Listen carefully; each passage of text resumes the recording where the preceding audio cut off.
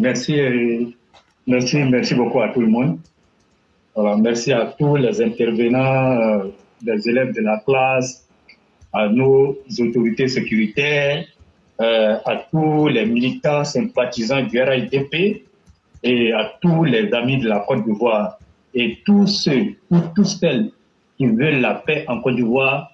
Nous leur disons bonsoir et que la paix soit sur la Côte d'Ivoire. Amen.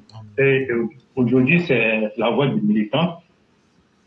Et depuis des temps, j'avais dit comme ça que les jeudis, on allait laisser à ceux qui n'ont pas l'habitude d'intervenir et de venir dire ce qu'ils ont envie de dire. Mais souvent aussi, compte tenu de l'actualité et puis des circonstances, on est obligé de venir dire ce qu'on sait. Aujourd'hui, je vais parler de ce que tu avais déjà parlé de ça, ce qui concerne l'arrestation des deux criminels qu'ils ont arrêtés à Odjene. Et il faut préciser que cette arrestation-là rentre dans le cadre de ce que la justice avait prononcé contre le GPS. Et le GPS qui est le groupement politique de Guillaume Soro. Et puisque Guillaume Soro voulait utiliser le GPS pour déstabiliser la Côte d'Ivoire, et vous-même, vous savez tout ce qui s'est passé. On n'a pas besoin de rappeler tout. Mais ce qu'on retient, c'est que le GPS a été dissous par l'État de Côte d'Ivoire, par la justice ivoirienne. Mais par conséquent, GPS ne doit plus mener d'activité politique sur le territoire ivoirien. Et nous, on a vu depuis la dissolution est intervenue, Guillaume Soro a balayé cette dissolution-là du revers de la main et il s'en est moqué. Et il a même dit que le GPS n'est pas dissous et que les activités politiques du GPS pouvaient se mener tranquillement sur le sol ivoirien.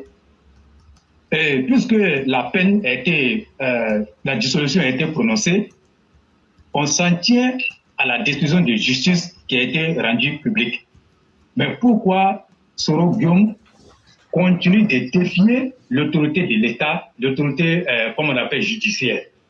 Et donc, comme il a donné l'assurance à ses partisans de mener les activités sur le territoire ivoirien, et après ça même, il a dit aux gens d'aller s'inscrire, de s'inscrire massivement sur le site du GPS. Et il a pris ça, il a commencé à narguer les gens et que GPS, en si peu de temps, a pu avoir je ne sais pas combien d'adhésions. Donc, il est resté dans sa même défiance-là. Et comme il veut coûte que coûte déstabiliser le pouvoir, il va envoyer ces personnes-là à l'intérieur du pays pour aller concocter les plans. Quand on te dit que ton parti politique est dissous là, mais ton parti politique est dissous, tu ne dois plus mener d'activité politique sur le territoire. Donc, s'ils ont été interpellés comme on appelle, à Aodjene, les gens diront que c'est une histoire politique. Ceux qui ne comprennent rien dans comme on appelle, jamais rien là. Ou bien ceux qui font semblant de ne pas comprendre. Nous, on va leur dire ici, il n'y a pas de, comme on appelle, de décision politique ou quoi. C'est pas ça. Il faut faire comprendre aux gens qu'ils ont défié l'autorité de l'État et ils ont défié la justice ivoirienne. Parce que pour eux, la loi là, il n'y a pas de loi. Donc, ils ont été pris parce que le GPS n'est plus un parti politique. Mais quand ils vont là-bas, ils vont au nom du GPS. Mais puisqu'on vous a dit que le GPS est dissous là, donc si on vous voit encore en train de mener des activités sur le territoire ivoirien, dans le compte du GPS, on vous arrête et on vous fout en prison. Et puis rien ne va se passer. Et tout le monde le sait. Parce que quand la dissolution a été prononcée, ça n'a pas été prononcé derrière une calebasse. Ou bien ça n'a pas été prononcé dans un trou. La dissolution a été prononcée devant les caméras de Monatier. Et tout le monde a vu. Donc, Guillaume Soro ne peut pas se permettre de narguer la justice ivoirienne et puis on va applaudir. Et moi, je dis, ceux-là, il faut leur infliger une lourde peine. Très lourde. Très lourde, parce que ce qu'ils ont fait là, ça ne se fait pas. Ce qu'ils ont fait, ça ne se fait pas. Parce que Guillaume Soro est rentré, et puis regardez l'environnement, et puis le moment qu'ils ont choisi pour faire les tournées. C'est des actions simultanées, mais c'est Laurent Gbagbo qui voit le dos du nageur, et puis il laissait le nageur venir lui-même le noyer. Le président Alassane Ouattara, dès qu'il te voit en train de te diriger vers l'eau, là, il t'arrête. Tu ne vas même pas arriver là-bas. Donc, on ne joue pas avec ce pouvoir-là. Donc, ceux qui n'ont pas compris, on va leur expliquer que le GPS a été du coup là. Donc, ceux-là, ils ne devraient plus mener d'activité. Mais malgré ça, ils sont allés mener. Donc, voilà pourquoi ils ont été arrêtés. Nous, on va vous dire ça. Maintenant, si vous n'êtes pas d'accord avec ça, allez-y les libérer. Vous partez les libérer et puis on verra ce que ça va donner. Parce que trop, c'est trop. Et moi, je le dis honnêtement, trop, c'est trop. Et donc, après ça, nous allons dire aux militants du RNDP de rester mobilisés et concentrés. Les batailles à venir seront très rudes. En politique, il n'y a pas de petites, il n'y a pas de petites luttes. On est toujours éveillés et puis nous attendons. Donc, l'opposition improductive qui est là ne peut rien créer en Côte d'Ivoire. Leur seul salut, en tout cas, ce qu'ils veulent faire là, c'est de profiter d'un coup d'État pour pouvoir arriver au pouvoir. Mais il se trouve que ce coup d'État qu'ils attendent là n'arrivera jamais. Donc, par conséquent, ils sont là, ils ne savent plus quoi faire. Parce que quand tu as en face de toi un président comme le président Alassane Ouattara, mais tu as du fil à retordre, hein? Il te donne du fil à retordre. Donc aujourd'hui, tout le monde est d'accord que la Côte d'Ivoire, là, c'est un pays très sérieux. Et vous-même, vous venez de voir et la société ENI et puis, comment on appelle, l'État de Côte d'Ivoire, le gisement baleine qu'ils ont découvert là, aujourd'hui, c'est resté en production. Donc, l'usine a été inaugurée aujourd'hui. Donc, ça veut dire que les voyants économiques de la Côte d'Ivoire sont verts. Mais ceux qui n'ont rien apporté à la Côte d'Ivoire, on ne va jamais accepter que les mêmes gars-là viennent profiter de ça, prendre l'argent, dilapider et mettre la Côte d'Ivoire dans un chaos. Jamais. Et je le dis. Et donc, à l'international, je vais dire à côté de nous ici, le vieux Tiani, il était au Mali, où il a été reçu par Assimi Goïta. Ensuite, il s'est retrouvé au Burkina Faso, où encore il a été reçu par le capitaine à la bouche déchirée, Ibrahim Traoré. Il faut dire la gueule fendue. Donc, ça veut dire quoi? Il faut dire la gueule fendue. Oui, la gueule. Voilà. La gueule fendue. Parce que ce sont... Attends, on va faire ça. Ce sont les hommes qui ont des bouches. Les animaux, oui, comme le mouton, ils ont des museaux. Maintenant, le bœuf, là, ils ont une gueule. Ibrahim Traoré a une gueule de bœuf et c'est fendu. Donc, il faut dire la gueule fendue. C'est ça, c'est la gueule fendue même. Voilà. C'est ça. Et donc, nous, tout ça là s'est passé au Mali et au Burkina. Et donc, ce qu'il faut dire, c'est que le même, comme on appelle Tiani, qui est aujourd'hui en train de négocier avec la CEDEAO, se promène encore entre le Mali et le Burkina, parce que ce sont les mêmes boutistes là. Mais moi j'ai dit, mais combien de temps cela va durer? C'est la question que moi je me pose. C'est combien de temps ça va durer? Et il faut dire que franchement, quand moi je regarde les démarches, et que je trouve que c'est une peine perdue. C'est une peine perdue parce qu'après avoir défié l'autorité sous-régionale, Mais vous ne pouvez pas venir vous asseoir en train d'envoyer les délégations, notamment pour demander. Et la journée, vous sortez pour insulter. Vous sortez pour montrer que vous, là, vous êtes des chefs. Mais ça répond à quoi? Mais ceux qui n'ont pas encore compris leur démarche, en fait, c'est une coalition qu'ils tentent de faire. Mais ils n'ont pas encore trouvé la formule. Mais cette coalition-là, qu'est-ce qu'elle peut apporter ou bien qu'est-ce qu'elle peut faire? Et toi, tu l'as dit ici. Moi, quand je vois des gens qui sont en train de dire l'armée malienne a fait ci, l'armée burkinabé a fait ci, mais ils me font pitié. Ils me font pitié. Est-ce qu'ils savent ce qu'on appelle une armée professionnelle ou bien une armée forte?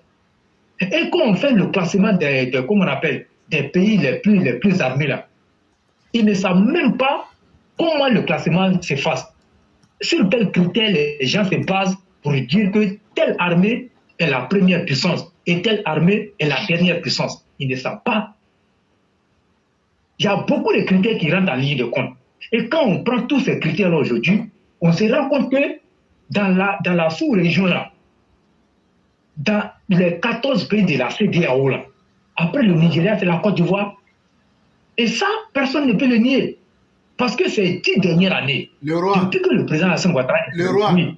Ce que tu es en train de dire là, les gens m'ont dit tu es un menteur. Je vais mettre le lien. Je vais mettre le lien. Et puis, non, ici là, on ne va pas aller loin pour revenir. Tu parles sans preuve, on te dit il faut envoyer la preuve. Donc là, je vais mettre la preuve de ce que tu es en train de dire. Et puis maintenant, tu vas me permettre, tu as dit que, à part le Nigeria, la Côte d'Ivoire est l'armée la plus puissante, non? C'est ce que tu m'as dit, non? Bon, classement 2023 des puissances militaires en Afrique selon le Global Firepower. Et maintenant, je vais te dire, la première armée la plus puissante en 2023, là, on est le 23 novembre 2023. C'est une institution américaine, l'armée la plus puissante du monde, là. C'est elle qui décide de dire, quand nous on regarde l'armée américaine, là, c'est en fonction de eux, leur puissance, qu'ils essayent de classer le reste. Est-ce qu'on s'est bien compris? Ils disent, quand on prend les armées en Afrique, là, ils disent c'est l'Égypte qui est la première. Et au plan mondial, l'Égypte est au 14e rang. Après vient deuxième en Afrique, c'est l'Algérie qui est 26e. Troisième, c'est l'Afrique du Sud qui est 33e. Quatrième armée la plus puissante d'Afrique, c'est le Nigeria qui vient en 36e position au plan mondial. Après, c'est l'Éthiopie. Après, c'est l'Angola. Après, c'est le Maroc. Après, c'est la RD Congo. Après, c'est la Tunisie. Après, c'est le Soudan. Après, c'est la Libye. Après, c'est l'Ouganda, le Kenya, la Zambie, le Tchad, le Zimbabwe, le Cameroun, la Tanzanie. Et vient la Côte d'Ivoire, 19e armée la plus puissante en Afrique. Et l'armée qui occupe la 5e position dans le monde. Mais quand tu prends en Afrique de l'Ouest, selon le classement Global Firepower, quand tu prends maintenant en Afrique de l'Ouest, tu retrouves qu'après le Nigeria, c'est la Côte d'Ivoire. C'est ça. Voilà. Et même on est plus puissant que le Ghana. Et après le Ghana, maintenant, vient le Mali.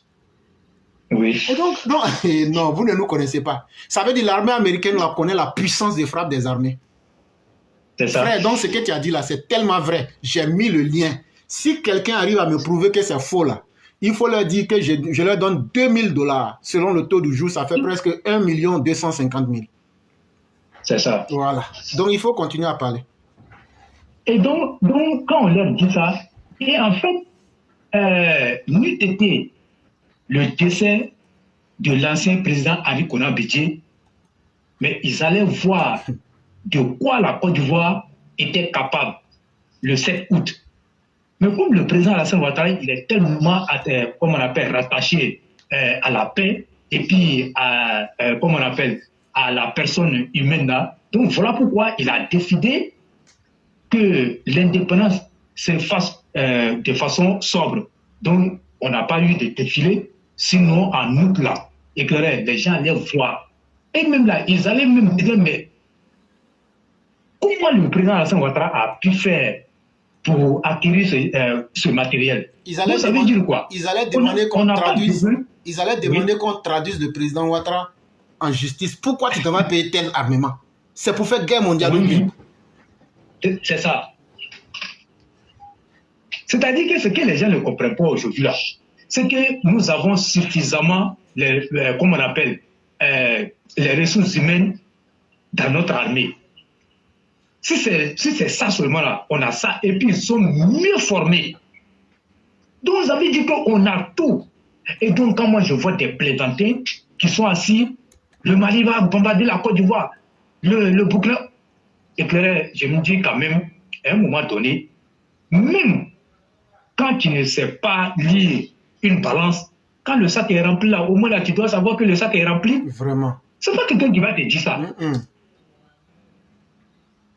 Donc ils sont là, ils parlent. Et le président, vous n'allez jamais voir le président en train d'aller s'asseoir sur une chaîne de télévision ou bien sur la place publique pour se vanter. Moi, je n'ai jamais vu le président Alassane Ouattara en train de se comporter comme ça. Et c'est quand il pose des actions que ces actions-là parlent de lui. Et c'est ça un vrai chef. Voilà pourquoi on dit le tigre là, il ne proclame pas sa tigritude.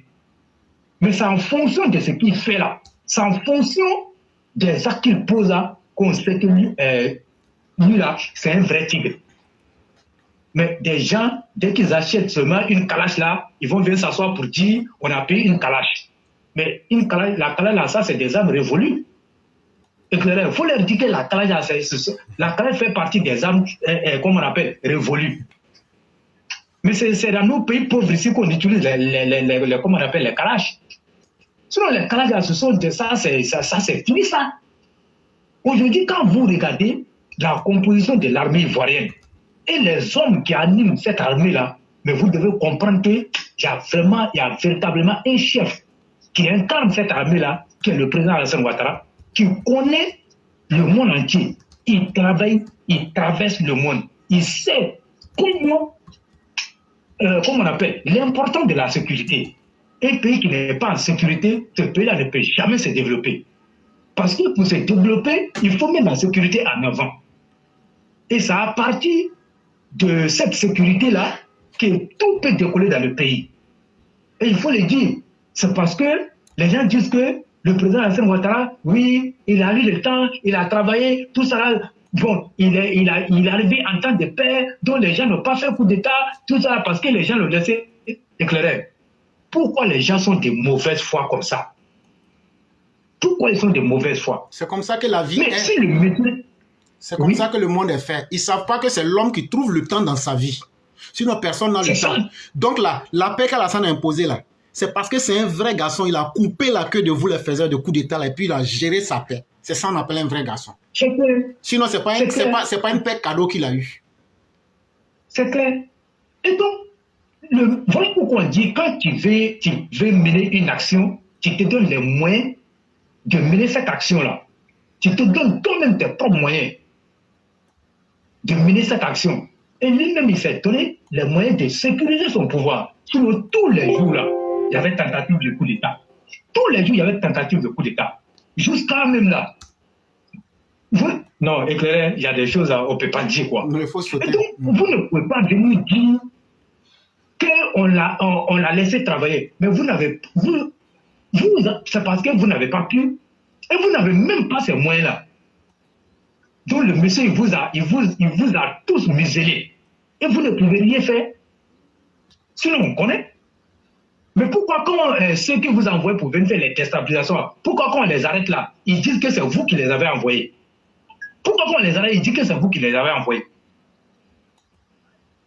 Donc, les camps que vous avez attaqués là, les commissariats que vous avez attaqués là, c'était pour aller donner des bonbons, comme on appelle, aux policiers ou bien aux gendarmes ou bien aux militaires. Et donc, que les gens arrêtent. Le président Alassane Ouattara, il est plus puissant que ceux-là. Donc, aujourd'hui, il a tellement travaillé. Et aujourd'hui, quand vous regardez là, pour manipuler notre armée pour faire un coup d'État, mais vous allez tirer, hein. Vous allez tirer. Donc, ce qui est mieux pour ces opposants-là, il faut qu'ils s'organisent, comme on appelle, dans les différents chapelles politiques pour affronter 2025.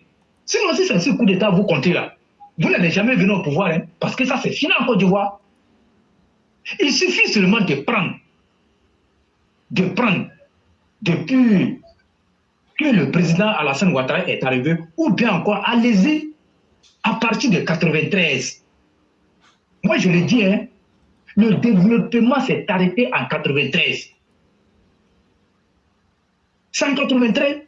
Mais quand vous prenez de 1993 jusqu'en 2011, mais il n'y avait pratiquement rien dans le pays. Et le pays même était pratiquement dans le chaos sur tous les plans. Même quand tu prends l'aspect sécuritaire, n'en parlons même pas. N'en parlons même pas. Sur le plan sanitaire, le plan, comment on appelle, comment on appelle, que tu prends sur le plan de l'éducation, il n'y avait pratiquement rien. Et tout était tombé en ruine.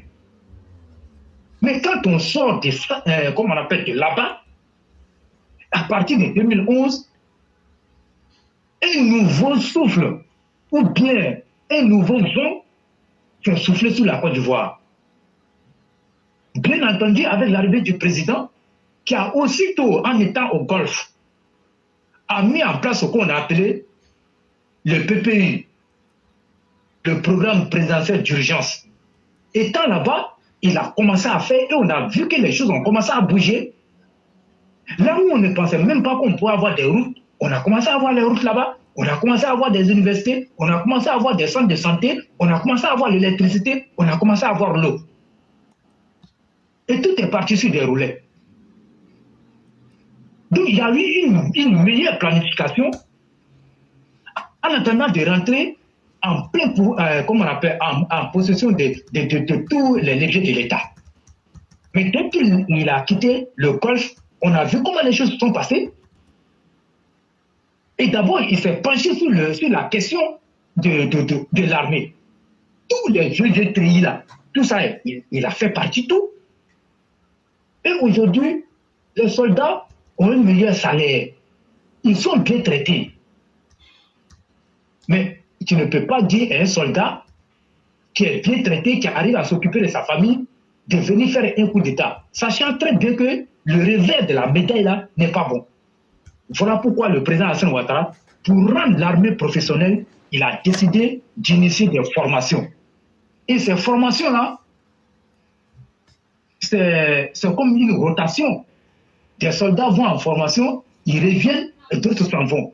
Et quand ils s'en vont et puis ils reviennent, ils ont une nouvelle mentalité de comment on appelle, de pourquoi je suis venu dans l'armée. Je suis venu dans l'armée, ce n'est pas pour venir déstabiliser mon pays. Je suis venu dans l'armée pour servir mon pays. Et c'est comme ça, ils ont compris ce qu'on appelle être un soldat. Un soldat, c'est d'être au service de sa nation, de défendre les institutions de la République.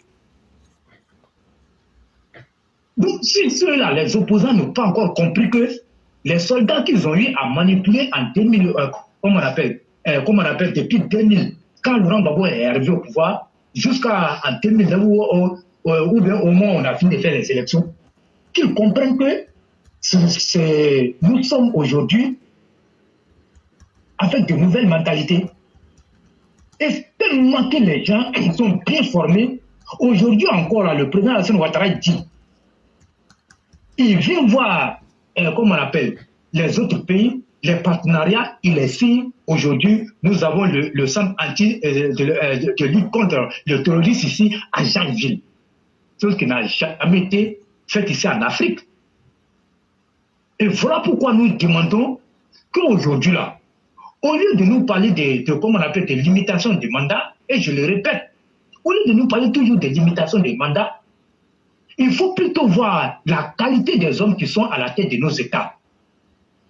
Ceux qui ont une vision nette, ceux qui ont une vision d'avenir pour nos États, et c'est ceux-là qu'on doit choisir à la tête, et non de faire, comment on appelle, de la limitation des mandats comme une fixation. Et lorsque nous faisons ça comme une fixation, ça veut dire que nous allons perdre l'objectif que nous voulons atteindre. Et l'objectif, c'est quoi? C'est d'arriver au développement, à l'émergence de nos pays. Mais à partir du moment où on prend ça pour faire comme une barrière, mais on fait un blocage au développement. Et c'est ce qu'on a compris en Côte d'Ivoire, que nous disons que le président Alassane Ouattara est notre candidat en 2025 et pour lui, au monde éclairé.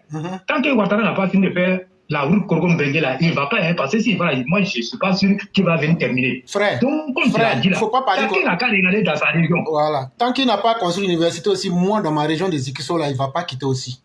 Parce qu'il a construit l'université chez vous là-bas aussi. Moi, nous, si on veut une université aussi, sinon il ne quitte pas. Chaque région va avoir son université, sinon il ne quitte pas. C'est un challenge, hein. Moi, je vous dis, chers éclaireurs, comme on appelle, chers élèves de la classe, vous qui êtes ici là, commencez à aller voir chez vous là-bas. Si quand le président Alassane Ouattara n'a pas pu faire quelque chose chez vous là-bas, dites-lui qu'il y en a, ce n'est pas encore fini. Il n'a qu'à rester pour faire. C'est un challenge. Celui qui s'amuse là, c'est pour lui qui va rester. Hein. Sinon, moi là, quelqu'un ce moment m'a dit que ma route là, les travaux continuent. Mais j'ai dit, président là, il va rester. Et puis il va terminer ça. Donc ceux qui ont des choses chez eux là-bas là, commencez à dire ça au président, que c'est lui seul qui peut faire ça. C'est lui seul qui peut faire. Le président même il me connaît. Affaire de transport d'Abidjan, vous-même vous voyez, non? Le métro qui est là, il va finir ça. Il va finir ça. Donc, on n'a pas à nous tracasser. Et je le dis, aujourd'hui, ce que le président Alassane Ouattara a fait à la tête de la Côte d'Ivoire, il faut s'appeler Ivoirien pour dire au président, il faut quitter le pouvoir. Le roi et les gens du handball disent qu'ils veulent chez Hacher, hein? Le handball, là. Ah, ils disent ça, tant que Alassane ne continue pas chez Hacher, il ne quitte pas. Oui, mais le chez Hacher, lui, en construction, chez René Ouattara, c'est vrai. Il faut que, tant qu'il a le souffle là, il doit rester. Nous, on ne se mélange même pas même. Donc, je vois des gens qui sont éclairés, ils n'ont qu'à rester dans leurs sentiments. Ils n'ont qu'à continuer à parler. Si vous me regardez, le directoire a déjà donné sa position. Quand le directoire a donné sa position, là, nous, on attend que le président Alassane Ouattara vienne faire, comme on appelle, vienne nous dire s'il va rester ou s'il va partir. Il n'a qu'à venir nous dire. Et donc, on a vu tout avec le président Alassane Ouattara dans ce pays-là. Et je l'ai dit, vous demandez un Ivoirien qui a connu la Côte d'Ivoire depuis 1993 jusqu'à ce jour-là. Mais si tu lui poses la question aujourd'hui, là, il va te dire, mais lui, il n'avait jamais imaginé qu'on pouvait avoir, comme on appelle, des infrastructures comme ça dans ce pays. Parce que, après Oufou-Boigny, on ne nous a pas habitués à ce rythme-là. Et on nous a habitués à voler l'argent, à frapper, à utiliser l'armée contre les citoyens. C'est ce qu'ils nous ont donné comme on appelle, mode de vie en Côte d'Ivoire. Mais le président Alassane Ouattara arrive, il dit non. Quand on dit une armée là, c'est celle qui est en communion avec le peuple. Mais l'armée, c'est l'émanation du peuple. Oui, quand je dis c'est l'émanation du peuple, là, les gens doivent comprendre ça. Ce ne sont pas des animaux. Ce sont des personnes qui sont aujourd'hui militaires, gendarmes, policiers. Mais d'où viennent ces personnes-là? Ces personnes viennent du peuple. Éclairé, n'est-ce pas? Effectivement. Donc, le peuple ne peut pas se retourner contre le peuple. Mais c'est ce que Laurent Gbagbo avait mis dans la tête de la police, de la gendarmerie et de, comment on appelle, de l'armée. Quand il dit, comment on appelle, à la CRS, de mater toutes les personnes qui vont se mettre à travers, de les mater, et puis après on va venir s'asseoir pour faire le bilan, pour demander pourquoi ils ont voulu manifester. Mais le président Alassane Ouattara a dit non. L'armée est là pour surveiller, comment on appelle, pour faire la sécurité des personnes et des biens. Et ce n'est pas normal qu'un policier se lève parce qu'il a reçu des ordres pour venir attaquer un citoyen. Il a réussi à impliquer ça dans l'esprit des policiers, des gendarmes, et en même temps aussi montrer à la population que l'armée là, qui vous surveille là, vous devez respect et considération à ces militaires là. Mais il n'y a que des cas isolés ou encore des citoyens et qui par moment ne savent pas ce qu'on appelle la loi. Je vais même dire hors loi, qui viennent par moments faire des parades avec des policiers ou bien des gendarmes. Il y a aussi que des gendarmes qui ne savent pas pourquoi ils ont porté, comme on appelle la tenue, qui viennent user parce qu'ils ont porté une tenue pour venir frapper un citoyen. Et le respect doit être mutuel. Aujourd'hui, on ne peut pas dire que l'armée n'est pas professionnelle. L'armée est très professionnelle. Parce que quand on regarde un peu en arrière, la façon dont l'armée était et qu'on vient de voir aujourd'hui, la façon dont les choses se passent, mais nous disons qu'il y a eu du travail. Et nous devons féliciter le président Alassane Ouattara et lui dire merci beaucoup pour tout ce qu'il a fait pour la Côte d'Ivoire. Mais éclairez, si ce que je dis là c'est faux, mais regardez la désobéissance civile de 2020. Mais vous pensez que si notre armée n'était pas professionnelle, mais les choses allaient se passer comme ça. Mais quand vous voyez le général Alassane Apalo Touré sur le terrain en train de parler aux gens, mais il était en train de traduire une vision.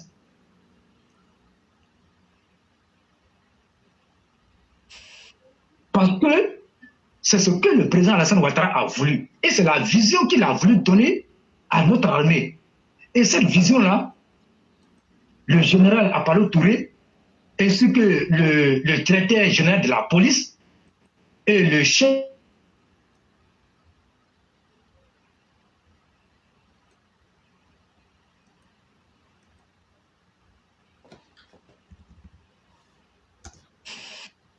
sont dans l'obligation de traduire ça en actes concrets. Et c'est ce qu'ils ont fait.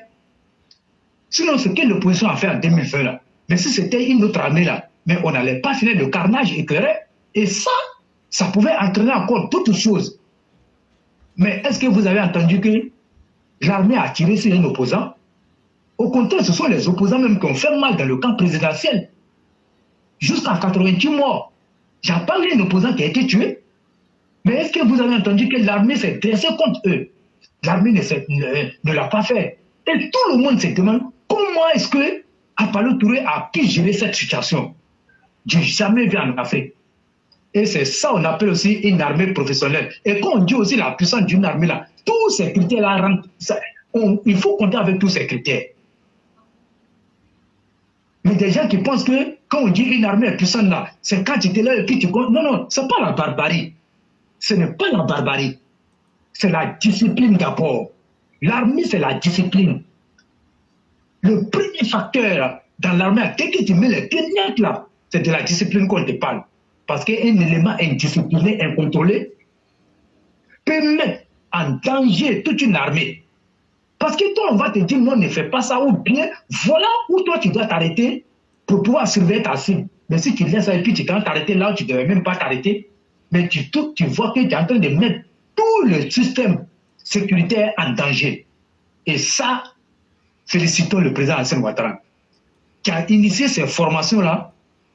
Moi, je le dis honnêtement, mon propre petit frère a eu la chance d'être parmi ceux qui ont été formés au Maroc. Aujourd'hui, quand je le vois, je suis très fier du petit. Parce que tel qu'il était, et quand je le vois aujourd'hui, son comportement dans l'armée, je dis bravo. Donc, ce sont des milliers comme ça, qui ne savaient pas ce qu'on appelle être un soldat. Mais aujourd'hui, là, mais quand tu lui dis pourquoi tu es venu dans l'armée, mais il te dit voilà pourquoi je suis venu dans l'armée. Donc, le président Alassane Ouattara, il a su inculquer l'amour du pays, de l'armée à ses soldats. Si vous voyez aujourd'hui, quand on lance un recrutement, et par moment, on a du mal à faire les sélections parce que les gens ont compris que l'armée, là, ce n'est pas du vagabondage. Quand tu es un soldat, ce n'est pas parce que tu es nul ou bien tu n'as pas de diplôme que tu es venu dans l'armée. Le président Alassane Ouattara a révolutionné notre armée. Il a montré aux gens qu'on peut être un bon soldat, on peut servir son pays et puis être vraiment quelqu'un de bien. Sinon, n'eût été ce que le président Alassane Ouattara a fait pour ceux-là, et je vous assure que nos opposants, ils allaient réussir leur coup. Mais comme les gens ont compris que ces opposants ne peuvent rien apporter à la Côte d'Ivoire, si ce n'est pas pour venir cacher tout ce que le président Alassane Ouattara a eu à faire, ils ont décidé de ne plus s'inscrire dans cette logique-là des opposants. Si vous ne voulez pas battre campagne ou bien aller convaincre les gens pour venir au pouvoir, là, c'est que quitter la politique. Parce que les temps, là, les temps ne sont plus les mêmes. Sinon, on a vu les rappels ici sur les réseaux sociaux. Jusqu'à même Soro Guillaume, qui se croit le tout puissant, on dit le leader générationnel, il va s'arrêter. En France, soldats, vous me connaissez, on a traversé le désert ensemble, on a fait tout ensemble. Vous savez, on a dormi en brousse, on a fait ci. Il a pensé pouvoir manipuler, jouer sur l'esprit, l'état d'âme de ces soldats-là pour aboutir à ses fins.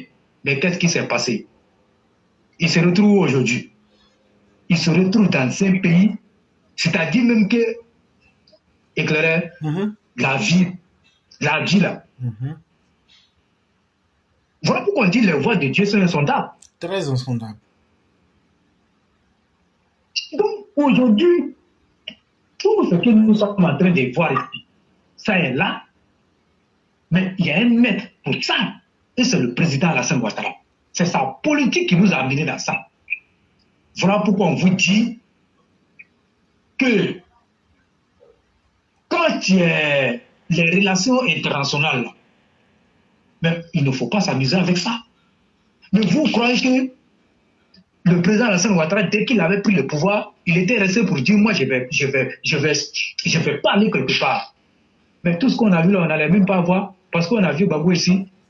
Il a dit que lui ne va pas chez quelqu'un, mais lui n'a pas demandé à ce que quelqu'un vienne chez lui. Mais quand il est resté, qu'est-ce que ça nous a apporté? On ne peut pas vivre en vase clos. C'est pas possible. On a besoin comme on appelle, de son voisin. Même dans nos maisons ici. Par moment, souvent, tu n'as pas quelque chose dans ta maison, mais tu vas voir le voisin. Tu vas voir le voisin. Et les pays aussi se gèrent comme ça. Voilà pourquoi aujourd'hui, tu es en train de dire qu'ils ont donné beaucoup d'argent à la Côte d'Ivoire. Mais pourquoi on ne donne pas aussi aux autres pays? Moi, je ne sais pas où. Pourquoi on ne donne pas aux autres pays? C'est parce que nous avons un homme juste, un homme concret, un homme qui sait ce qu'il veut à la tête de la Côte d'Ivoire. Et je me souviens, quand Christian Rochma Kabouré était encore au pouvoir, et que Daniel Kablan-Denka était le premier ministre de la République de Côte d'Ivoire,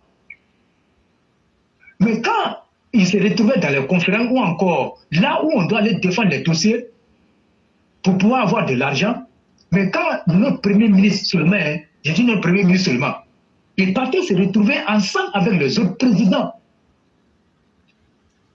Mais c'est lui qui venait toujours avec, comme on appelle, une grosse enveloppe ici, mais pendant que les autres même sont présidents, mais ils n'arrivaient même pas à convaincre les gens. Mais pourquoi Duncan venait toujours avec la part belle? Mais ce n'est pas le nom de Duncan, mais c'est parce que c'est le nom du président Alassane Ouattara qui faisait ça. Donc voilà pourquoi on vous dit, au XXIe siècle là, l'Afrique n'a plus besoin des présidents zozo. L'Afrique n'a plus besoin des présidents qui gonflent les micros. L'Afrique n'a plus besoin des présidents qui tiennent des discours populistes. L'Afrique a besoin des présidents, des guides éclairés, des partisans infatigables hors normes.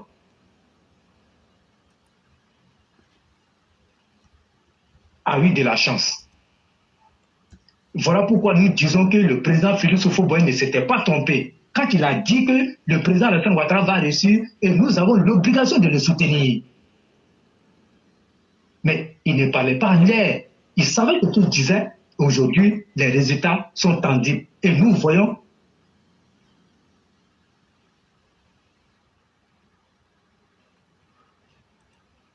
nous, militants RHDP, de consolider tous ces acquis-là.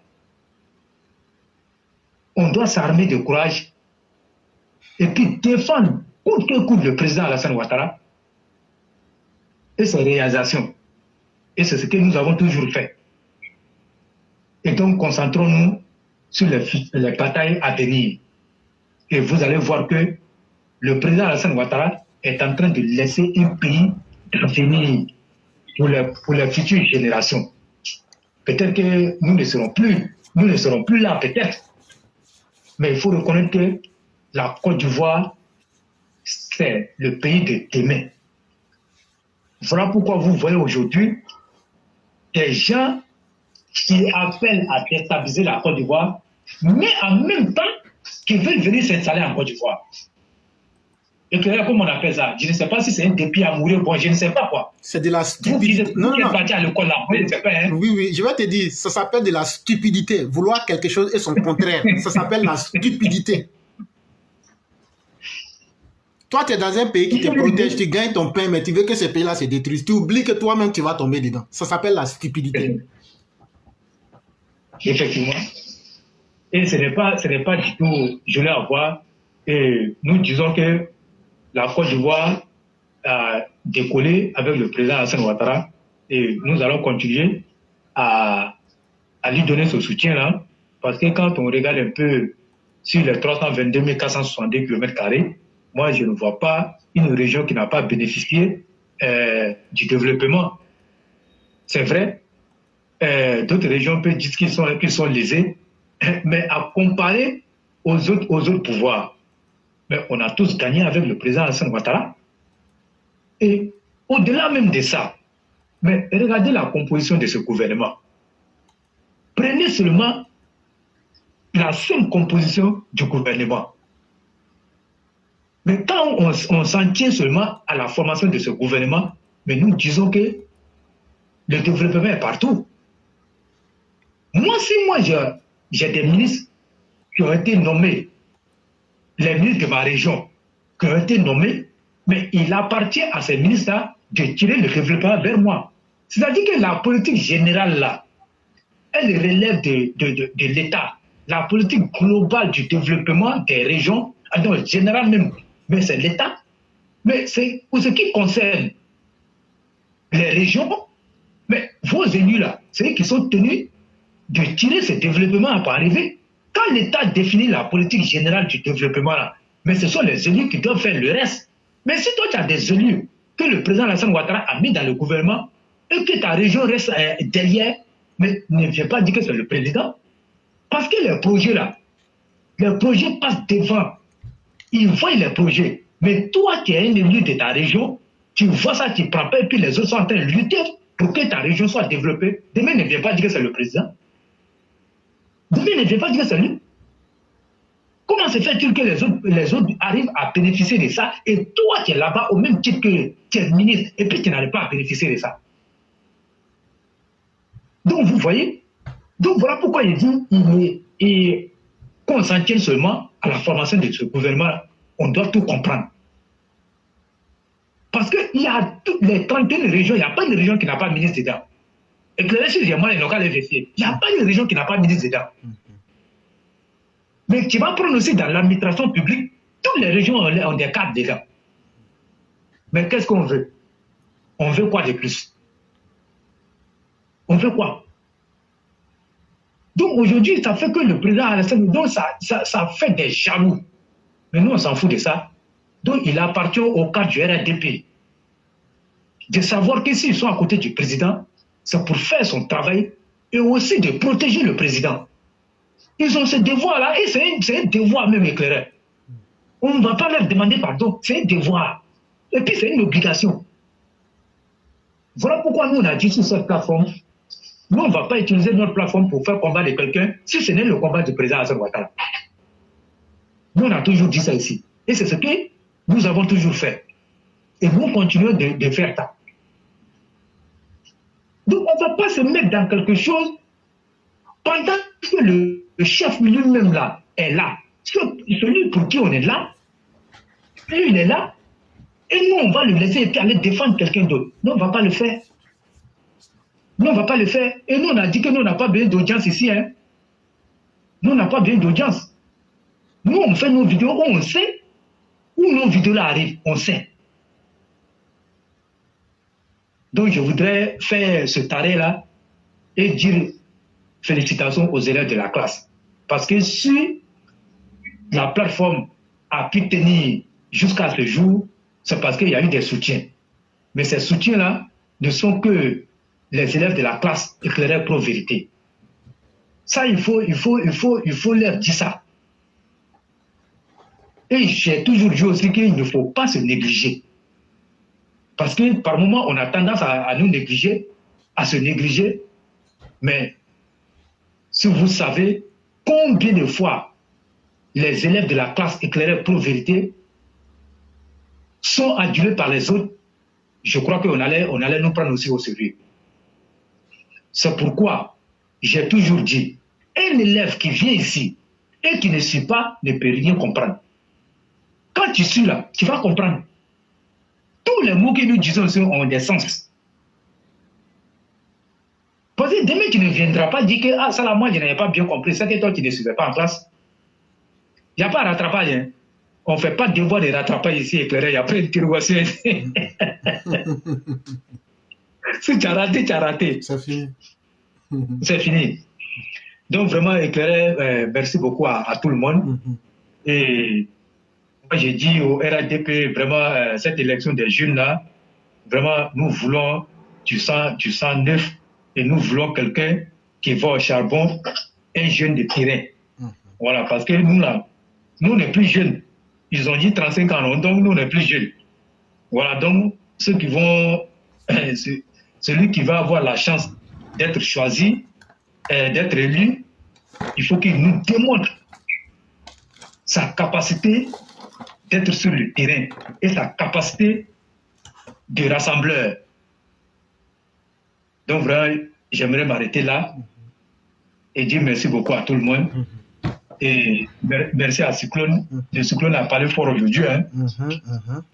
Il a parlé fort aujourd'hui, comme d'habitude. Effectivement. Voilà, donc merci beaucoup à tout le monde et tous ceux qui ont intervenu. Nous leur disons merci. Et franchement, il n'y a plus de mots à dire, mais ce que nous devons retenir, c'est que le président Hassan Ouattara, il est notre candidat pour 2025. Donc vraiment, il est marqué là. C'est quelque chose à ajouter. Ok. Vraiment, j'allais te dire merci pour tout ce que tu as dit. Tu as dit beaucoup de choses. Mais ce que nous demandons aux uns et aux autres, c'est de toujours suivre ce qui se passe en classe. Parce que si vous ne suivez pas, il y a beaucoup de choses. Vous allez penser qu'il y a 10 000 personnes, 5 000 personnes. Comme je suis dans un grand groupe, on cause, on fait tout. Si vous remarquez très bien, il y a beaucoup de choses qui se passent en direct. On fait de la psychologie, on fait de la socialisation, on fait du travail à plusieurs niveaux. Mais tout ce qu'on fait là, sachez qu'on a des agendas, notre travail est bien programmé. Pourquoi après avoir fait le programme Salif, on est venu, on dit Alassane Ouattara candidat, Alassane Ouattara candidat. Si vous voyez, presque tout le monde vient, c'est ça, on frappe actuellement. Après encore, vous allez voir, on va rentrer dans notre... Nous là, on a un canevas et quand on finit là, on coupe et puis on met, tout est là. Et donc là, on a un agenda de communication qui est très bien ciblé. Et donc, on ne fait pas dans le hasard. Et en même temps aussi, il y a le problème de Sorogun qui est venu se mélanger. Et donc, ça fait qu'on communique sur ça. Mais pour ceux qui suivent très bien, une fois que tu as compris ce qui se passe ici, tu es tranquille.